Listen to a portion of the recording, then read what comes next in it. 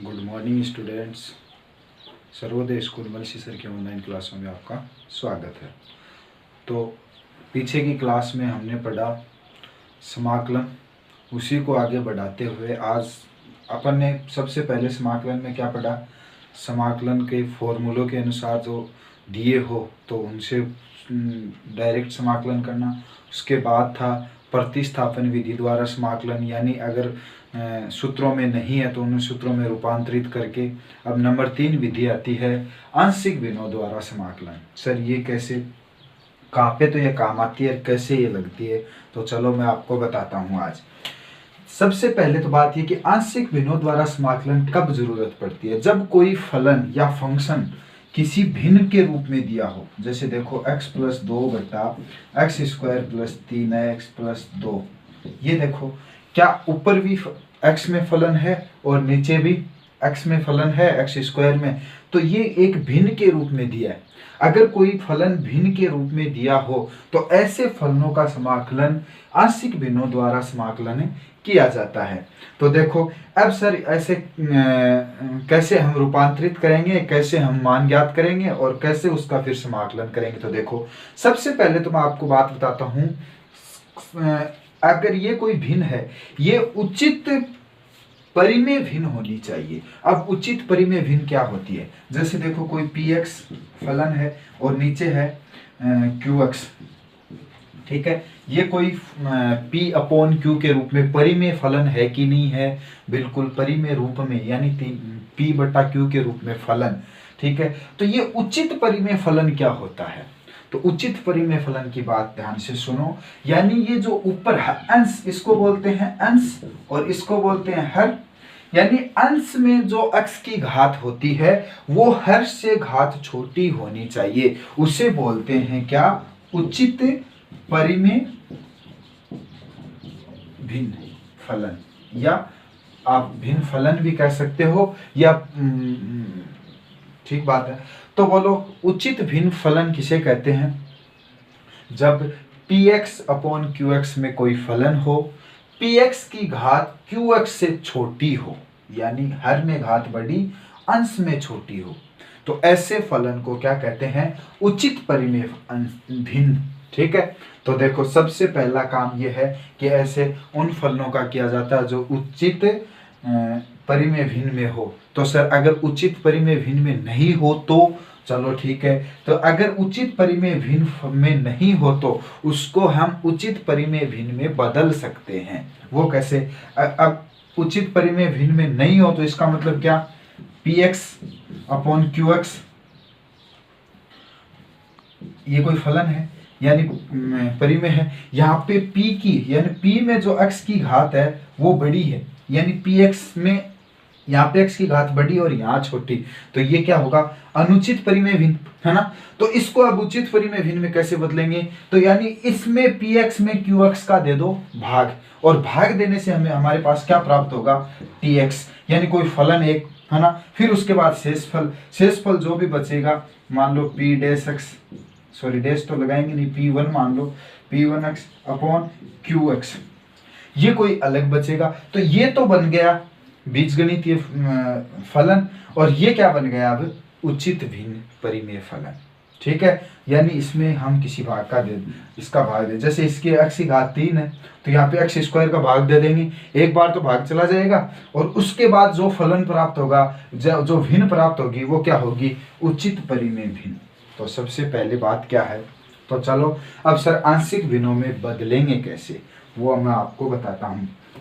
तो ध्यान से देखना, बहुत ही अच्छा समाकलन है। क्या है, आंशिक भिन्नों द्वारा समाकलन। मैंने कुछ 4 या 5 कंडीशन लिखी हैं आपके सामने, जो आपको इन आंशिक भिन्नों में समाकलन में बहुत अच्छे से काम में आएंगे, ठीक है। तो ये अपनी नोटबुक में उतार लेना, पूरा का पूरा आंशिक भिन्न समाकलन इनमें समेट दिया है। तो देखो सबसे पहला आंशिक भिन्नों में समाकलन, तो नंबर 1 रूल क्या है, सर्वप्रथम उचित भिन्न में बदलो, उचित परिमेय भिन्न में बदलो। कैसे सर, अभी थोड़ी देर बताया, यानी जो भिन्न है वो क्या होनी चाहिए, उचित परिमेय भिन्न है। तो 1 नंबर काम आप क्या करोगे, उचित परिमेय भिन्न में बदलोगे, ठीक है। नंबर 2, नंबर 2 क्या है, हर को गुणनखंड के रूप में लिखो। यानी अभी अभी थोड़ी देर पहले अपन ने ऐसा लिख रखा था ना, x square plus 2x plus 1, है ना, यहाँ कुछ भी मान लो एक ही है। तो ये नीचे जो दिया है वो हर, उसको गुणनखंड के रूप में लिखो। यानी इसको ऐसे लिखो, x प्लस 1 और x प्लस 1, यानी ये गुणनखंड के रूप में, यानी इसके कोई गुणनखंड करेंगे। गुणनखंड अपन त्रिपद से करने आते हैं, उसे गुणनखंड कर लेंगे। नंबर 2 बात क्या है, हर को गुणनखंड के रूप में लिखो। अब हर किस में बदल गया, गुणनखंड में। तो देखो आंशिक भिन्नों में बदलना क्या है, अपने पास 4 कंडीशन बनती है, चारों की चारों कंडीशन मैंने बोर्ड पे लिख रखी है। देखो कैसे, सबसे पहले यदि हर बिना पुनरावृत्ति के हो, बिना पुनरावृत्ति के यानी एक एक अलग अलग गुणनखंड हो। तो देखो यहाँ कोई x है, कोई भी फलन x या कुछ, लेकिन होनी चाहिए उचित परिमेय भिन्न। तो नीचे देखो x माइनस 1 x प्लस 2 अलग अलग है, पुनरावृत्ति नहीं है। तो उनको आंशिक भिन्नों में कैसे बदलते हैं, देखो a कोई कांस्टेंट, अपनी मर्जी से माना, इसका a और b का मान याद करेंगे बाद में, लेकिन a अपॉन पहला प्लस b अपॉन दूसरा, ये किस में बदल गया, आंशिक भिन्नों में। कब, जब कोई हर क्या हो, बिना पुनरावृत्ति। जैसे मान लो कोई और हो, x upon x plus 2 x minus 1 x plus 3, ऐसे 3 हो, है ना। तो ऐसे को आंशिक भिन्नों में हर कोई पुनरावृत्ति का नहीं है, तो बोलो a अपॉन पहला x प्लस 2, b कोई कांस्टेंट मान लिया b अपॉन दूसरा x माइनस 1 प्लस c कोई कांस्टेंट और मान लो x minus 3 x plus 3, sorry, ठीक है। तो ऐसे ये आंशिक भिन्नों में रूपांतरित हो गया, जब ये ऐसे अलग अलग गुणा में दिया हो, कोई पुनरावृत्ति के ना हो। नंबर 2 कंडीशन, जब हर पुनरावृत्ति वाले हो, पुनरावृत्ति यानी एक से अधिक घात वाले। तो देखो x अपॉन x माइनस 1 की घात कितनी है, 2 इंटू x प्लस 3, यहाँ घात 2 है। तो देखो कैसे बदलते हैं, पहले a अपॉन 1 घात प्लस b अपॉन 2 घात, जो पुनरावृत्ति है ना उसी की 2 घात, प्लस c अपॉन जो बचा हुआ वो। आई बात समझ में। तो यानी जब हर पुनरावृत्ति में हो तो a अपॉन पहला 1 घात में, b अपॉन 2 घात में, अगर 3 घात हो तो 3 घात में भी लिखेंगे। इसी प्रकार c अपॉन कोई अन्य जो है वो। फिर देखो हर में द्विघात, हर में द्विघात खंड हो, यानी अकेले हर में देखो ये तो x माइनस 1 है, ठीक है। यहाँ देखो x की घात कितनी है, 2। अगर हर में कोई द्विघात खंड हो, यानी कोई एक टुकड़ा द्विघात का हो, तो उसको कैसे आंशिक भिन्नों में बदलते हैं, a अपॉन x माइनस 1। देख लो ये एक सेम ही है, लेकिन जो द्विघात वाला फलन है उसको हम क्या करेंगे, bx प्लस c, कोई 2 कांस्टेंट मान के bx प्लस c अपॉन 2 घात वाला पद, एक्स स्क्वायर प्लस 1, ठीक है। तो ये बात समझ में आ गई यहाँ तक। अब सिर्फ चौथी कंडीशन क्या बनती है, चौथी है अंश व हर दोनों में एक्स स्क्वायर के, यानी समघात फलन, यानी ऊपर और नीचे दोनों में ही स्क्वायर वाला हो। तो सीधा सीधा होता है, ये वाला फंडा नहीं लगता। तो देखो कैसे होता है, a upon x square plus 1 plus b upon x square plus 3। जो देखो ये ऐसा कैसा द्विघात में कोई फलन है, ये देख लो द्विघात में, लेकिन होना चाहिए अंश व हर के सारे गुणनखंड हैं वो सारे किस में होने चाहिए, द्विघात में। तो इस प्रकार बदलते हैं, ठीक है। ये बात हुई किनकी, आंशिक भिन्नों में रूपांतरण की। एक बार फिर से देख लो आराम से, है ना, और इसको अच्छे से देख लेना, अपनी कॉपी में लिख लेना, बाद में ये आपको काम आएंगे, ठीक है। देख पा रहे हो, आराम से देख लो। हाँ, तो अब आपने बदल लिया आंशिक भिन्नों में, लेकिन सर आंशिक भिन्नों में आपने a और b जो कांस्टेंट माने, अब उनके निकालने पड़ेंगे मान, ठीक है। वो मान मैं आपको एक उदाहरण की सहायता से सिखा रहा हूँ, देखना कैसे। देखो पहले तो आपके वो कंडीशन देखो, ये कोई फलन है, प्रश्नमाला 9.4 जो आपको करनी है, उसका प्रश्न नंबर 3 है, ठीक है। पहला दूसरा स्वयं कर लोगे, आराम से कर लेना। देखो तीसरा प्रश्न एज ए उदाहरण मानो आप, तो a व b के मान कैसे याद करेंगे, ठीक है। तो देखो ये कोई फलन है, उचित परिमित भिन्न फलन है, बिल्कुल है सर, क्योंकि ऊपर घात 1 है, नीचे कितनी है 2 घात का। अब देखो दोनों के गुणनखंड में दिया है, बिल्कुल दिया है। तो देखो सबसे पहले 3x upon x plus 1 into x minus 2 को क्या लिखोगे, इनको अलग से हल करके बाद में लिख देंगे इसमें, ठीक है। तो बोलो a अपॉन सर पहला x plus A plus B upon x minus 2। बताओ आंशिक भिन्नों में बदल लिया। अब किसका मान याद करेंगे, a और b का। वो कैसे, देखो ध्यान से, ये तो इधर है ही, यहाँ पे आप लघुत्तम ले लो। बोलो क्या लघुत्तम लोगे, x plus 1 into x minus 2 ले लिया। अब देखो x प्लस 1 से x प्लस 1 कट जाएगा, a किसके साथ गुणा हो जाएगा, a into x minus 2 plus b के साथ ये x माइनस 2 कट जाएगा, x प्लस 1 तो x प्लस 1, ठीक है, गुणा हो गया। इधर क्या है 3x upon x plus 1 into x minus 2, ठीक है। अब ये देखो दोनों तरफ हर समान है, कट जाएगी, तो इधर क्या बचा 3x बराबर, इधर क्या a को अंदर गुणा कर दो, ax माइनस 2a, ठीक है। b को भी अंदर गुणा किया तो क्या आया प्लस bx प्लस b। अब x के पद एक जगह कर लो, करो तो क्या आया ax प्लस bx, ठीक है, प्लस आगे क्या बचा प्लस b ये रहा, ठीक है, माइनस 2a। x के एक जगह कर लिए तो x कॉमन ले लो, a plus b, x common आ गया, ठीक है, क्या आ गया a प्लस b प्लस यहाँ क्या बचा b माइनस 2a। ये किसके बराबर है 3x के।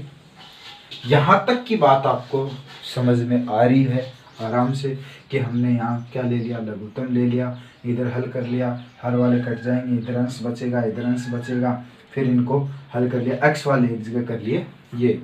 अब दोनों तरफ ये कोई समीकरण है, दोनों तरफ तुलना कर दो।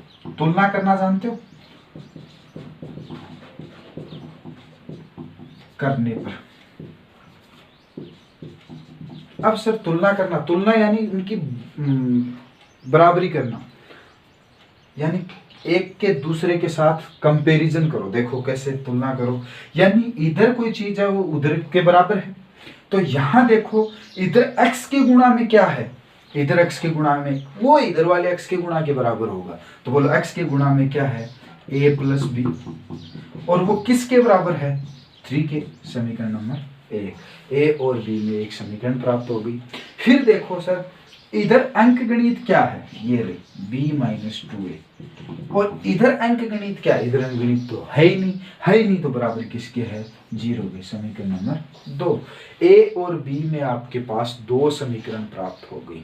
और जब 2 चर राशि हो तो उनको हल करने के लिए कम से कम कितने समीकरणों की आवश्यकता होती है, 2 की, वो अपने पास प्राप्त होगी। अब 1 व 2 से किसका मान ज्ञात कर लो, a तथा b का। तो वो कैसे, देखो इस समीकरण 2 से b का, b बराबर क्या हो जाएगा 2a। समीकरण 2 से क्या निकाल लिया, b का मान निकाल लिया, कितना हुआ 2a। अब आपकी जो मर्जी, जिस तरीके से आप करना चाहो उस तरीके से कर लो। मैं इस तरीके से कर रहा हूँ, b बराबर क्या आ गया 2a, वो किस में रख दिया समीकरण 1 में। तो बोलो b बराबर 2a रखा तो a प्लस b की जगह 2a बराबर कितना 3 है मेरे पास। समीकरण 1 से 2a रे 3 इज इक्वल टू 3, तो a का मान क्या आ गया 1। आया कि नहीं, बिल्कुल। अब ये a का मान समीकरण किसी भी समीकरण में रख के b का मान ज्ञात कर लो। तो देखो a का मान समीकरण 1 में रखने पर, तो रख दो, बोलो क्या है a plus B equal to 3 है, तो a का मान 1 प्लस b इक्वल टू 3, यहाँ से b का आगे रह जाएगा, बोलो ये इधर जाएगा माइनस का हो जाएगा, कितना आया 2। आपके पास a व b दोनों के मान प्राप्त हो गए। अब उन आंशिक भिन्नों में रख दो, तो बोलो ये 3x का समाकलन, देखो 3x बटा x plus 1 into x minus 2 किसके बराबर आ गया, a का मान रखो 1 बट्टा x प्लस 1 प्लस b का मान कितना आया वो रख दो, b का मान आया 2 बट्टा नीचे क्या है x माइनस 2। अब इसका अपने को क्या करना है समाकलन dx, ठीक है। तो इधर भी क्या पूरे का समाकलन, बस इतना ही काम है। तो बोलो यहाँ करेंगे सर, इनका अलग अलग समाकलन कर दो, 1/x प्लस 1 का dx प्लस इधर क्या है 2/x माइनस 2 का dx। अब इसका समाकलन कर दो। तो देखो करते हैं समाकलन, 1/x, इसका समाकलन क्या होता है log x plus 1 plus 2 constant है, और इसका होता है log x माइनस 2 का प्लस c। ये आ गया समाकलन, किसके बराबर आ गया इधर देखो आप, 3x upon x plus 1 into x minus 2 का dx, वही तो अपने को याद करना था। तो इसके बराबर ये क्या आ गया इसका समाकलन। तो इस प्रकार हम करेंगे आंशिक भिन्नों में रूपांतरित करके समाकलन। ठीक है, समझ में आया उदाहरण? देखो एक एग्जाम्पल आपको समझ में आया, चलो दूसरे तरीका कोई एग्जाम्पल कराता हूँ।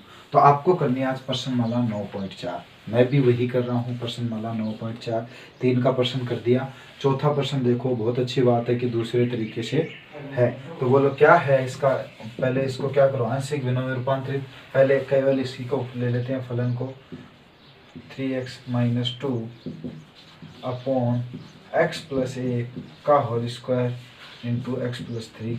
ठीक है सर, दूसरे तरीके से कैसे, देखो यहाँ पे क्या है 2 घात का है, तो बोलो 2 घात का हो तो कैसे करोगे, ऊपर तो क्या a अपॉन पहले 1 घात आंशिक भिन्नों में रूपांतरित किया दो, प्लस b अपॉन 2 घात तो x प्लस 1 की घात 2 प्लस c अपॉन n, तो c अपॉन x प्लस 3। अब आपको क्या क्या मान निकालने हैं, a b और c के मान निकालने हैं। कैसे निकालोगे, वही तरीका, कैसे, यहाँ पे क्या ले लो लघुत्तम ले लो। बोलो लघुत्तम क्या आएगा इसका, बड़ी घात आएगी तो x प्लस 1 का whole square into x plus 3। एक बात और बता दूं आपको, हमेशा लघुत्तम वही आएगा जो इधर कोई फलन है। ठीक है, इधर हर में तो वही आएगा, वैसे इसका लघुत्तम लोगे तो भी वही आएगा, आप बिना सोचे समझे भी लिख सकते हो। तो देखो x प्लस 1 का इसमें पूरे में भाग दे तो क्या एक तो घात ये बच जाएगी x प्लस 1 इंटू 1 ये बच जाएगा x प्लस 3, फिर उसको किससे गुणा करो, a से करो। ठीक है, प्लस ए बी सी का मान निकालना है, कैसे भी निकालो। अब देखो इसका तो ये देखो ये कट गया, ये बचा तो क्या है x प्लस 3 को किससे गुणा करो, b से प्लस c। ठीक है, x प्लस 3 कट गया, क्या आया x प्लस 1 का होल स्क्वायर इंटू c, बस।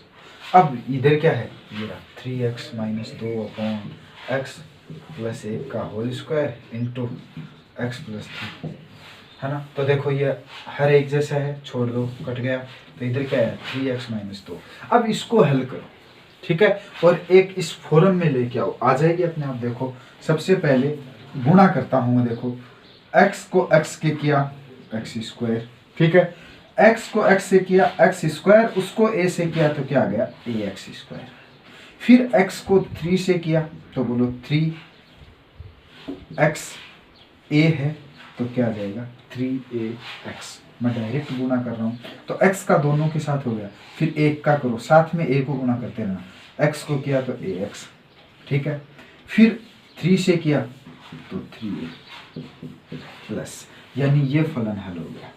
ठीक है, इसी प्रकार दूसरा फलन b को अंदर गुणा कर दो, बोलो क्या है dx प्लस 3, इतना ही है।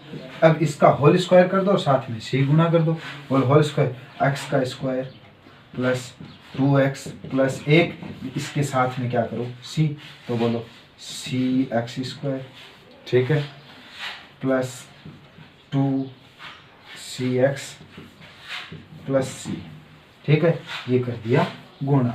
अब एक साथ ले लो इनको, तो अब x स्क्वायर के पद एक जगह करो, बोलो ax स्क्वायर प्लस 1 तो ये रहा, एक ये रहा, cx स्क्वायर, ये मान आपको याद करने आने चाहिए वैसे। देखो फिर करो x वाले पद, x वाले क्या है ये रहा 3ax प्लस 3ax और ax कितने हो जाएंगे बताओ 4ax, तो मैं डायरेक्ट लिख दूँ 4ax, ठीक है। फिर bx वाले देखो, ये रहे bx, ये भी आ गया, फिर cx वाला ये रहा प्लस 2cx, ठीक है, प्लस, अब x के सारे पद आ गए। अब अंकगणित वाले देखो 3a, ठीक है, प्लस 3b प्लस c, ये एक जगह लिख दिया, x की एक जगह लिख दिया, x स्क्वायर की एक जगह लिख दिया। अब यहाँ x स्क्वायर कॉमन ले लो, तो x स्क्वायर कॉमन लोगे तो क्या बचेगा, देखो अंदर a प्लस c, ठीक है, एक्स स्क्वायर आ गया, प्लस यहाँ क्या कॉमन आएगा x, तो अंदर क्या बचा 4a plus b plus 2c into x common आ गया, प्लस यहाँ कुछ भी कॉमन नहीं आ रहा तो कोई बात नहीं, 3a एक ले लो प्लस 3b प्लस c, इसको अंदर गुणा कर लिया, ठीक है। अब देखो आगे, इधर क्या है 3x माइनस 2, अब दोनों तरफ तुलना कर दो, तो बोलो क्या करने पर, तुलना करने पर, तो तुलना करो, यहाँ एक्स स्क्वायर का गुणांक क्या है, देखो a प्लस सी है कि नहीं, यहाँ एक्स स्क्वायर का गुणांक a प्लस सी है, लेकिन इधर एक्स स्क्वायर का गुणांक नहीं है, तो बोलो कितना, 0, समीकरण नंबर 1, ठीक है। इधर x का गुणांक देखो कितना है, 4a plus B plus 2c is equal to, यहाँ x का गुणांक कितना है, यहाँ x का गुणांक कितना है 3, तो इज इक्वल टू 3, समीकरण नंबर 2। इधर अंक गणित देखो कितनी है, 3a plus 3b plus c is equal to, इधर x का अंक गणित बोलो -2, समीकरण नंबर 3।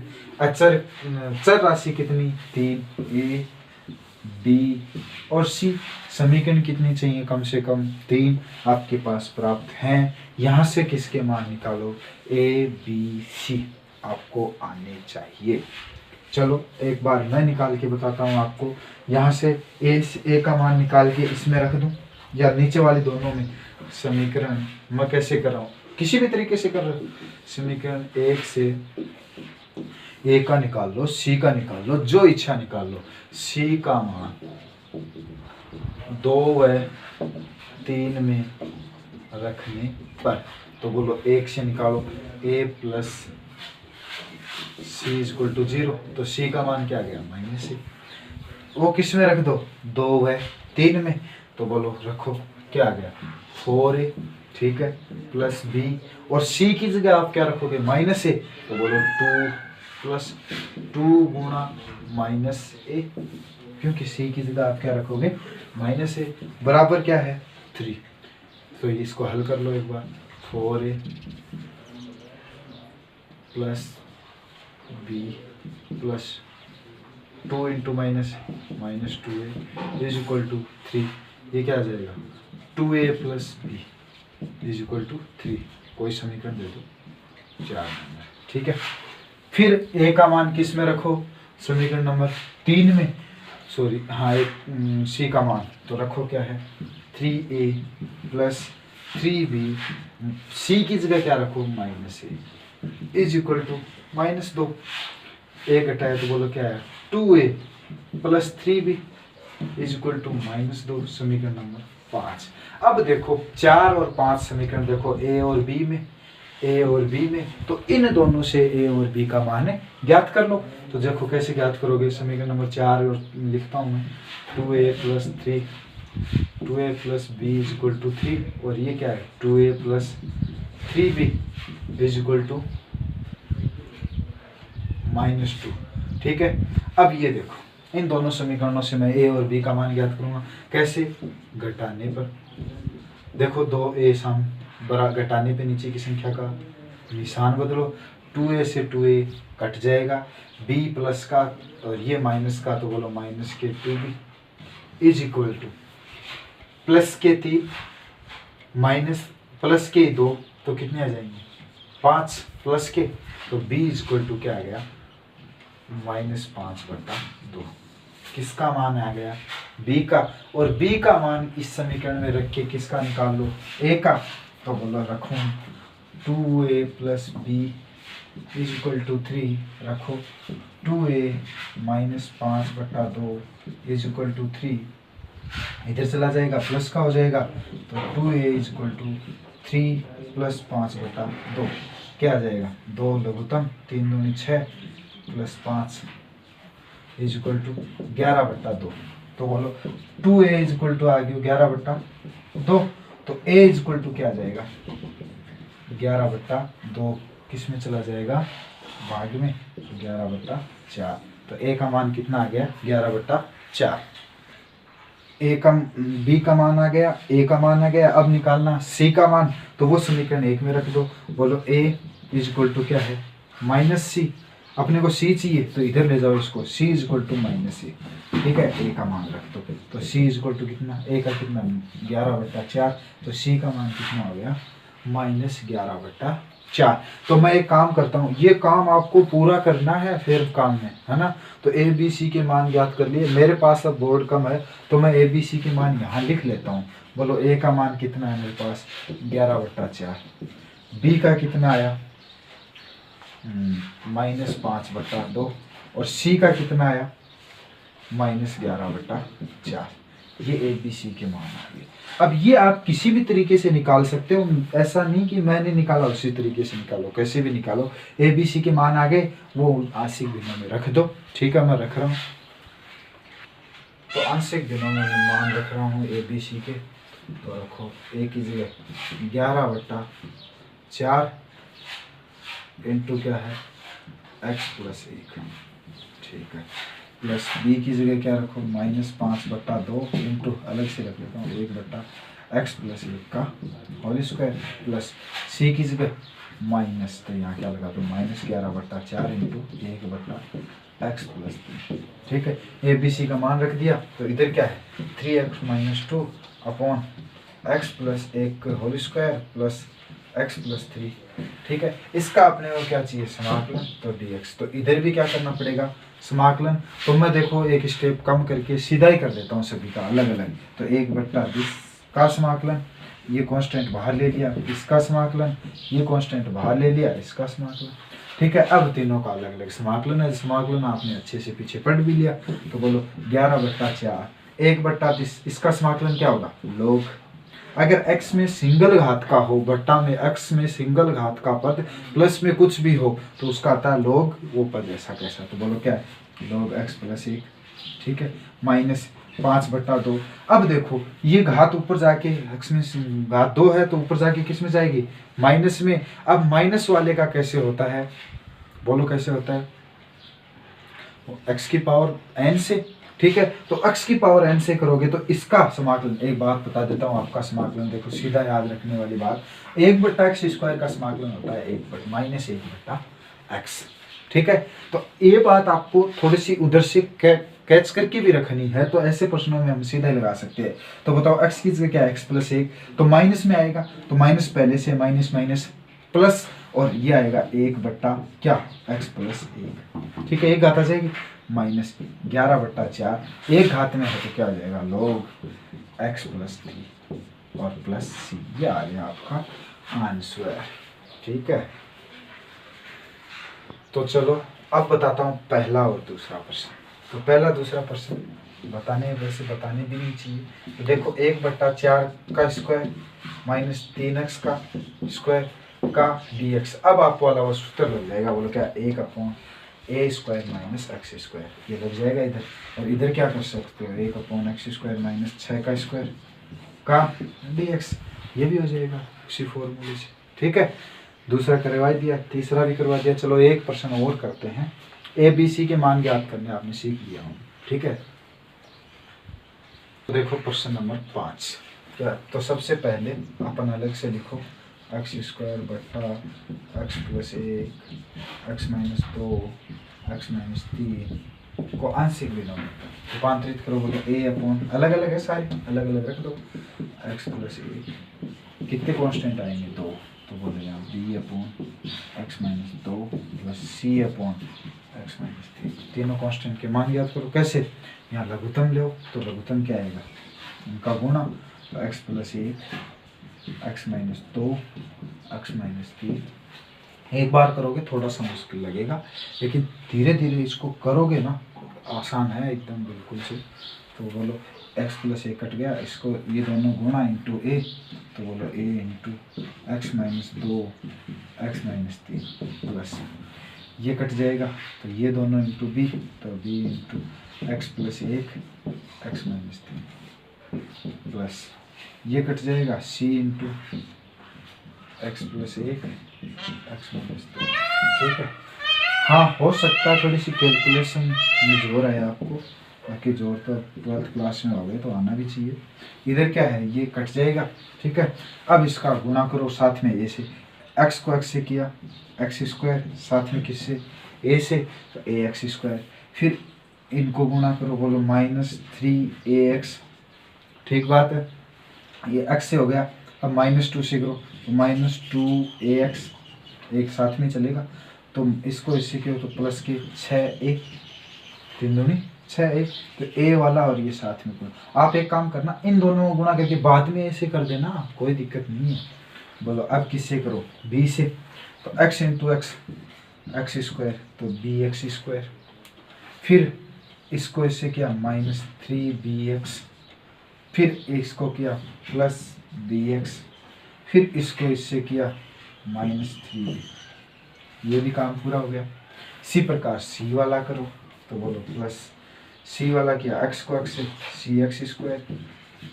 ठीक है, कर दिया। अब इसको इससे तो -2cx, अब इसको इससे प्लस cx, अब इसको इससे -2c।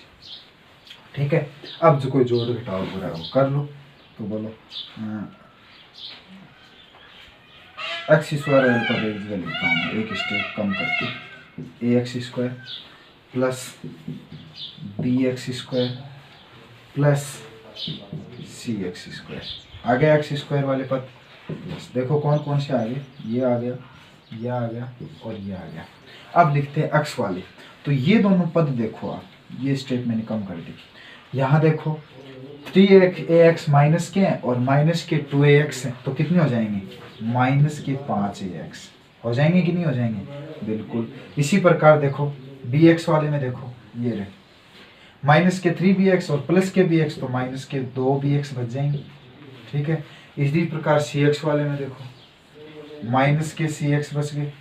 ठीक है, प्लस अब जो बचे हैं वो बोलो 6a -3b -2c, ये अंकगणित वाले। यहाँ पे कॉमन ले लो, बोलो क्या आएगा एक्स स्क्वायर, तो इधर क्या आया a plus B plus C into x square, minus यहाँ माइनस भी कॉमन लेना चाहो तो ले लो, क्योंकि सारे प्लस हो जाएंगे, कोई दिक्कत नहीं नहीं लेंगे अपने प्लस। ठीक है, तो क्या है -5a प्लस -2b और -c इंटू क्या है x, प्लस ये है 6a -3b -2c। अब इसकी क्या कर दो, तुलना कर दो, तो इधर क्या है एक्स स्क्वायर, एक्स स्क्वायर का गुणांक कितना है 1, तो बोलो इसके बराबर क्या हो जाएगा, ये इंटू एक्स स्क्वायर। तुलना करने पर तो a plus B plus C equal to x square का गुणांक देखो यहाँ 1 है, तो समीकरण नंबर 1, 3 समीकरण चाहिए। x का पद नहीं है तो 0, बोलो क्या है -5a -2b -c equal to 0, समीकरण नंबर 2। तीसरी देखो क्या है, अंकगणित नहीं है तो वो भी 0, बोल 6a -3b -2c बराबर 0, समीकरण नंबर 3। अब आप कैसे भी प्राप्त करो a और b और c के मान, इन समीकरणों से आपको प्राप्त करने होंगे। अब बार बार मैं a b c के मान निकालना नहीं बताऊंगा, एक बार यहाँ बता देता हूँ। तो सर यहाँ कैसे निकालेंगे, वही बात, यहाँ से किसी एक का मान, a का मान समीकरण 1 से b प्लस c इधर जाके माइनस का हो जाएगा, वो दोनों समीकरणों में रख दो, 2 में और 3 में, वहां से किसका मान आ जाएगा, अगर a का रखोगे तो b और c का आ जाएगा, b का रखोगे तो a और c का आ जाएगा, अगर c का रखोगे तो a और b का आ जाएगा, और वो मान किसी भी समीकरण में रखोगे तो a b c का मान आ जाएगा। मैं सीधे लिखता हूँ a b c के, निकाल के डायरेक्ट लिखता हूँ कि a b c के मान ये प्राप्त होते हैं मेरे पास। तो देखो उन समीकरणों की सहायता से मैंने a b c के मान ज्ञात कर लिए। अब रख दूं a b c की जगह, रख दो सर, 1/12 इंटू 1 बट्टा ये एक्स प्लस, ठीक है, प्लस बी किस जगह -3/4, तो -3/4 इंटू, इनको अलग लिख दो कोई बात नहीं, 1/x-2, क्योंकि अभी अपन समाकलन भी करेंगे, प्लस सी का मान 9/4 इंटू 1/x-3। ठीक है, इधर क्या है x²/x+1 x-2 x-3, ठीक है, का समाकलन। अब इसका समाकलन करोगे तो उधर भी समाकलन किसके सापेक्ष, x के सापेक्ष, अलग अलग कर देता हूँ, ठीक है, अलग अलग कर दिया। बोलो इसका समाकलन 1/12 कांस्टेंट, इसका समाकलन क्या हो जाएगा log x+1 प्लस 3/4, इसका log x-2 प्लस 9/4 कांस्टेंट, इसका समाकलन log x-2 प्लस c। ये आपका क्या आ गया आंसर। तो इस तरीके से आप प्रश्नावली कौन सी करोगे 9.4। आंशिक भिन्नों में कैसे बदलना होता है वो कंडीशन मैंने लिखा दी है, ठीक है। 5 प्रश्न मैंने करवा दिए हैं, आगे के प्रश्न आप खुद करना। 9.4 आराम से हो जाएगी, फॉर्मूले उतने ही काम आएंगे जितने आपने याद किए हैं अभी तक, ठीक है। तो उम्मीद करता हूँ कि आप बहुत अच्छे से करोगे। कौन से प्रश्न वाला 9.4। आज के लिए इतना ही, धन्यवाद।